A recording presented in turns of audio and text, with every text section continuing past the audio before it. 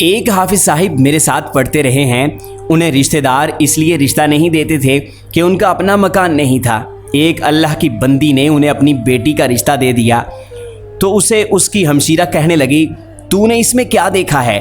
فلاں لڑکا خوبصورت بھی ہے، اس کا اپنا مکان بھی ہے، تو نے اسے رشتہ دینا تھا، اسے کیوں دیا؟ انہوں نے جواب دیا، مجھے پتا ہے کہ اس کا مکان نہیں، لیکن میں نے یہ دیکھا ہے کہ بیٹا حافظ قرآن ہے، نمازی ہے، نیک ہے، اللہ نے چاہا تو مکان بھی بن جائے گا۔ اللہ اللہ کر کے ان کی شادی ہوئی اور میاں بیوی مدینہ پاک چلے گئے۔ وہاں سے واپس آ کر انہوں نے مکان بھی بنا لیا اور فیکٹری بھی۔ اللہ کریم نے انہیں اولاد سے بھی نوازا اور ان کی بیوی اپنی دوسری بہنوں کی بنسبت زیادہ سکون میں ہے۔ آج کل بعض لوگ لڑکیاں بیاہتے نہیں بیچتے ہیں، لاکھوں کے زیورات، نقدی، مکان، جائیداد اور خرچے وغیرہ کا مطالبہ رکھ کر رشتہ دیتے ہیں۔ ایسا کرنے والے بیٹی کے خیر خواہ نہیں ہوتے، اس کے لیے گھڑا کھود رہے ہوتے ہیں جس سے وہ زندگی بھر نہ نکل سکے۔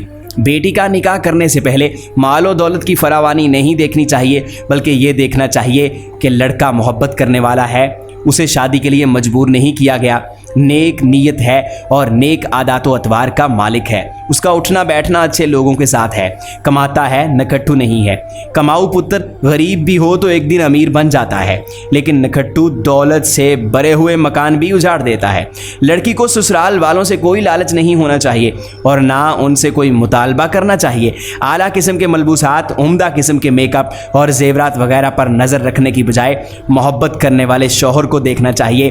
بھلا اس سے اچھا لباس اور زیور کیا ہو سکتا ہے؟ برکت والا وہ نکاح ہوتا ہے جس میں اخراجات کم ہوں، اور اخراجات کم اسی صورت میں ہو سکتے ہیں جب بیوی بھی تعاون کرے۔ سعادت مند بیوی کو ضرور تعاون کرنا چاہیے اور اپنی شادی کو باعث برکت بنانا چاہیے۔ محترم ناظرین، ہماری یہ موٹیویشنل سٹوری آپ کو کیسی لگی؟ کمنٹ سیکشن میں اپنی رائے ضرور دیجیے، اور اگر آپ کو ہماری ویڈیوز اچھی لگتی ہیں تو ان کو شیئر ضرور کیجیے۔